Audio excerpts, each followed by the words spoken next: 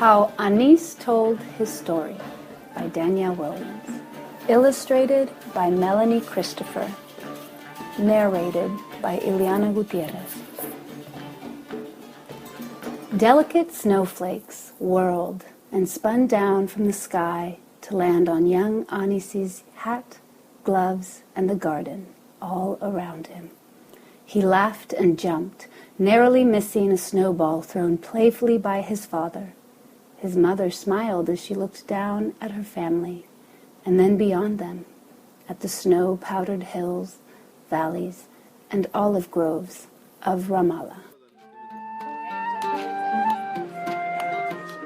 One warm day, when winter had come and gone, Anis asked his mother if she would take him and his little brother to the beautiful city of Jerusalem.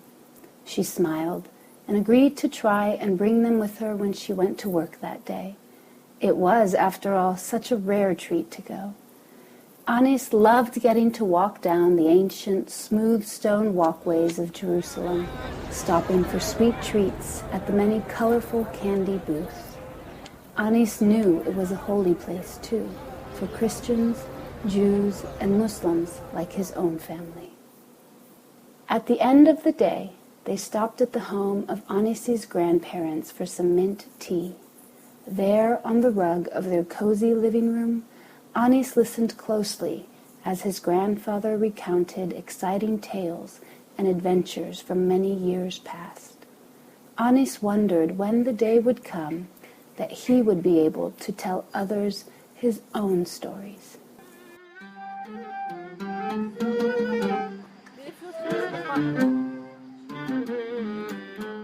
It was not long, though, before Anis began to feel life change around him.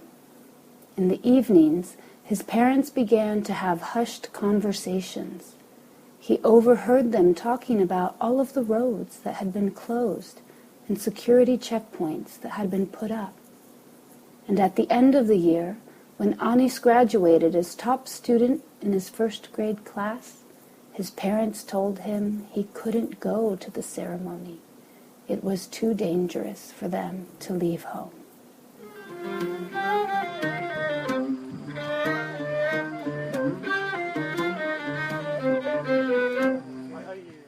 Then, early one morning, Anis was up studying for a school exam when a terrible event happened and filled his heart with fear. There, in peaceful morning silence, a sudden blinding light, deafening roar, and earth-shaking blast came from the street just below his window. A rocket had hit and exploded a car outside. Anis screamed and ran to his parents in the other room. He shook with terror as they held him close, rocked him gently, and told him everything would be all right. But things didn't get better. Anis felt like the violence was only getting worse. It was harder and harder for him to go to school, visit his grandparents, or play outside with his friends. He didn't understand why his school was so often closed. And finally, one day, Anis couldn't believe his eyes. A huge gray wall was being built all around the city of Jerusalem. It would be nearly impossible for him to go there anymore. Anis finally had a story to tell, a sad but important story to share with the world. But how could he tell it? Who would possibly listen to such a little boy? Days and then years passed, and sadly the violence continued. Anis carried more and more stories with him, but still longed for a way to share them with others. One day, his mother came and told him to put his shoes on. She was taking him to see a new music school in the city called Al-Kamanjati. Why, Anis thought, would I want to play an instrument? I have my friends to hang out with and sports to play after school. But off they went, down the street, through the open gates and friendly garden of the music school. Sounds of every kind of instrument floated above their heads. You can choose to learn any instrument you want here, Anis's mother told him, smiling. In the first room, Anis found all the flute players. He tried to play the flute, but couldn't make any sound. He then went to the room filled with accordions, but squirmed when they played. He didn't like the sounds they made one bit. He then came to the room with people playing big, grand double basses. But little Anis asked his mother, "How could I ever play such a huge instrument?" When Anis had gone through all the different rooms, he still hadn't found any instrument that he wanted to play. But there was one more room he hadn't seen. There he found someone playing a long golden instrument called the trombone. He put the trombone to his lips, blew out a big gust of air, and what a wonderful sound it made! He knew right away this was the instrument for him. Soon Anis was taking lessons every week, getting better each time he practiced.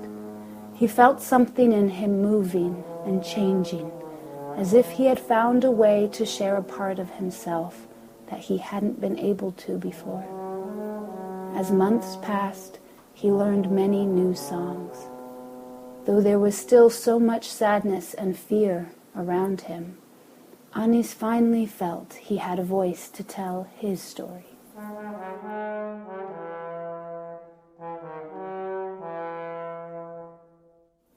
As Anis grew older, he always kept his trombone by his side. He often felt scared seeing violence and death that took place all around his community. Yet when Anis played his instrument, he felt brave and calm. Music gave him hope.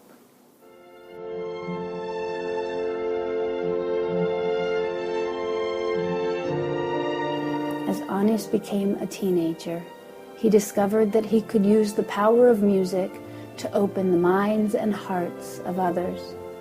Sometimes, he and his friends even played music in order to protest against hatred. Anis became a great musician and performed in many orchestras. He made friends from around the world, other musicians from Europe, North and South America, and neighboring countries in the Middle East. Music became his voice when words could not describe what he was feeling. Each time Anis played trombone, he thought of his home in Ramallah, the ancient winding streets of Jerusalem, the smell of the sweet mint tea at his grandparents' home, or the taste of snowflakes falling from the sky. And through the music, Anis told his story.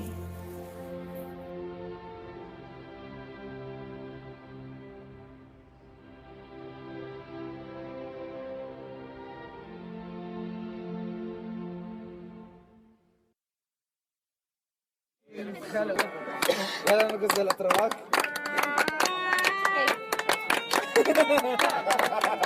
الأتراك.